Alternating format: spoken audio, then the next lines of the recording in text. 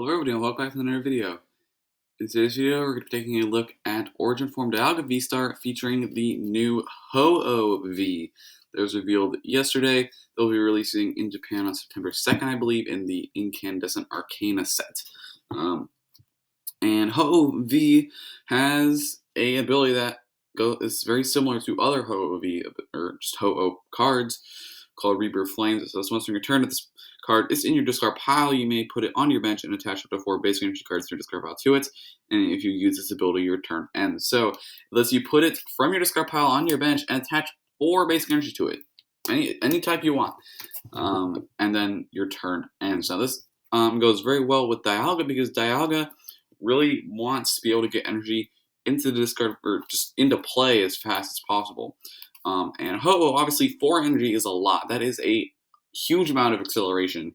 And so Ho-Oh plus Metal Transfer Bronzong is going to allow us to get a bunch of energy into play super quickly. So we're going to be able to put the Ho-Oh onto our bench, attach 4 energy to it, and then move them off of the Ho-Oh.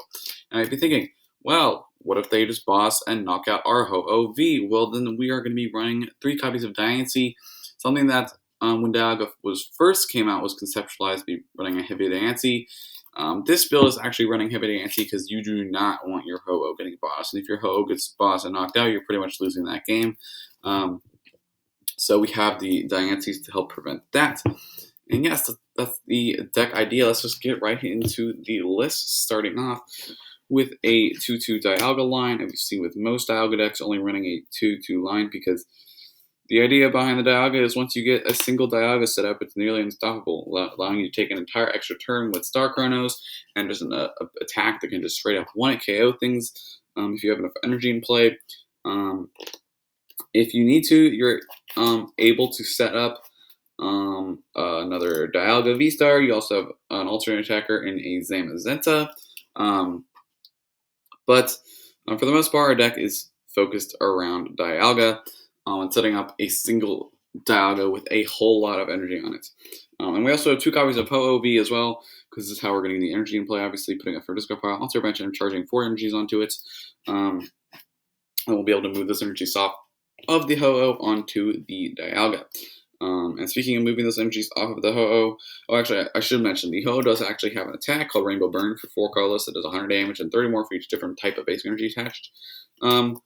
So this deck, this attack will be doing 130 max, but 130 isn't bad, especially if you can pay that. It's going to be like, sometimes a Dialga can can sometimes struggle closing out games, and Rainbow Burn can close out games if you just need like a little bit extra push of damage. So that is actually a pretty useful attack, or it's not a good attack, but it is a usable attack that you will sometimes have to resort to.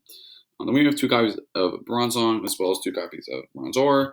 There's like a bunch of different Bronzors in format right now. This Bronzor has Metal Press that for metal color lists 20 flip a coin if heads your opponent's out is paralyzed. I think that's just by far the best Bronzor. If you don't care about that, just play whatever Bronzor you have. But I think that's, if you really care about it, the Metal Press Bronzor is the best one. But the Metal Transfer Bronzong is why we're playing this Bronzor.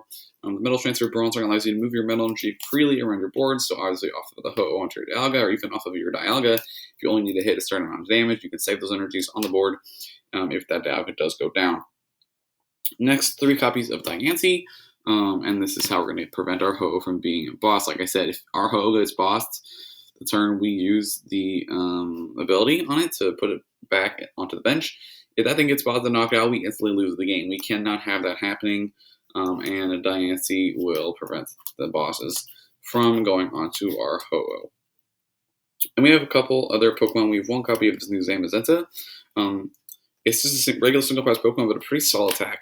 That for Metal colorless does 100 damage, and if any of your Pokemon were knocked out during your opponent's last turn, it does an additional 120. So 220 on a single prize area is very, very good, actually. It does have an ability that says that this Pokemon has any energy attached to it takes 30 less damage from attack. So it is also a very, very good Miltank counter. This thing will not go down easily to a Miltank. So if you're playing against Blissey Miltank, and they're just going low Miltank on you, then Zamazenta can handle that pretty easily. It does not take very much damage versus a Miltank, and the attack can 2-shot a Miltank as well. one-shot a Miltank if that Miltank actually knocked out something. Um, and then one copy of Radiant Greninja, as most of these Dialga decks do play, because you need to get those metal energy. Discover for Metal Saucer, or in this deck's case, for the Flame Rebirth on the Ho-Oh-V. And 2 copies of Crobat for the Pokemon, because Crobat is just really, really good at draw, and we need that draw power.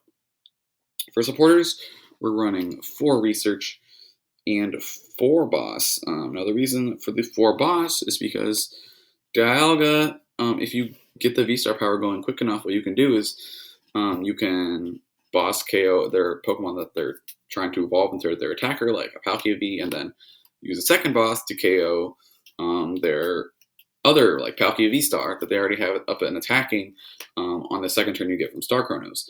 And so having 4 bosses orders to be able to have access to that strategy as often as possible is going to be very, very useful. While we were playing a full 4 copies of Boss.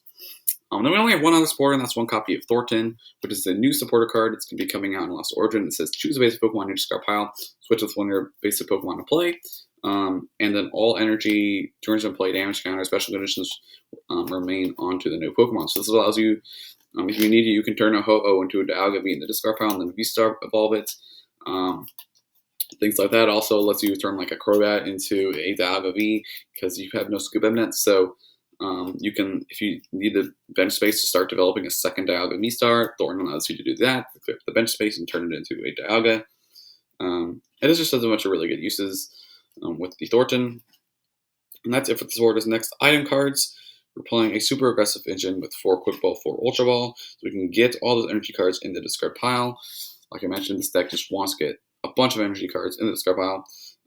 And of course, like most turbo decks as well, 4 copies of Trekking Shoes. Now, this isn't actually exactly a turbo engine. I started out with the turbo engine and it felt kind of clunky. So I just went to like the kind of heavy Crobat and like a bunch of Metal Energy and Ultra Ball, Quick Ball, things like that. So 4 Trekking Shoes, because that also lets you get more cards out of your deck and discarding Metal Energy as well. Then we have 3 Metal Saucer, and this is solely just because Ho-Oh is a very, very aggressive way to get Metal Energy in play, and we don't need to rely on Saucers totally all the time. So we only have to play 3. If you want to bump it to 4, that's fine. Honestly, if you want to just take out all the Saucers and get 3 more deck slots, that honestly might work too. But Saucer is just an insanely powerful card, so we're still going to be running some of them. And then we have 2 other cards. One he's doing Heavy Ball in case we prize like a Greninja mainly, but also like if we prize like a second Crobat, that can be important. Maybe we prize like both of our Ho-Oh, that's like super bad. So we want to be able to go grab those out of our prizes if any of those scenarios do come up. And then finally 1 copy of Switch, because we need to be able to switch our Pokemon around. And if we start Ho-Oh V or Dialga V or Crobat, the only way we're moving those is retreating. And both Ho-Oh and Dialga have a multiple retreat cost, which sucks. Because you can't just attach and then retreat into a Diancie. You have to like attach twice. Now, attaching twice, especially going first, isn't too bad because you can just attach once. Your opponent doesn't usually do much on their turn 1 if they go first. Or if they go second, unless they are Mew, they're going to be KOing you turn 1 maybe. But unless they are Mew, they're not going to be doing much turn 1 going second. So you can just attach again to the Dialga and then manually treat it. And you also get those energies back in play from the Ho-Oh, which you already wanted to do anyway. So you can kind of manage sometimes with only 1 switch if you start like a Ho-Oh or Dialga. But other than that, Switch is just a good card, and it should be good to have one. And then we have 17 copies of Metal Energy, which might seem like a lot, and is a lot. I will make no statement saying that it is not a lot of energy. 17 is quite a lot of energy. It's reaching theme deck territory. But the reason we are running 17 is because we need to be able to hit those Metal Energies so we can get them in the discard pile. We want to have as many Metal Energies as we can to discard with a Research. It's like, or like we can just like Research like 2 Metal, and then hopefully you draw into like 3 in an Ultra Ball, and you're like, great, that's +3 in the discard pile. This list is built to get Metal Energy in the discard pile as fast as you can, so you can consistently use that Ho-Oh V, I believe it's like Flare Rebirth on turn 2, and then turn 3 start using Star Cronos, attacking with Dialga, doing what Dialga is good at, which is just taking over games just with tempo. Yeah, this deck seems super duper cool. I can't wait to give this one a go on PCGO. It's just like another another way to play Dialga. There's a bunch of ways to play Dialga. You can play like Magnezone, you can play Mew, like Turbo Engine, you can play like Blastoise. Like there's a whole bunch of different ways to do it. Here's just another one, which is with Ho-Oh-V, and I'm definitely excited to see how this deck does in the future. But yeah, that's gonna do it for the video, guys. If you guys liked it, don't forget to leave a like. If you guys want to see more, don't forget to subscribe. I do videos like this all the time. And yeah, that's gonna do it. Hope you guys liked it.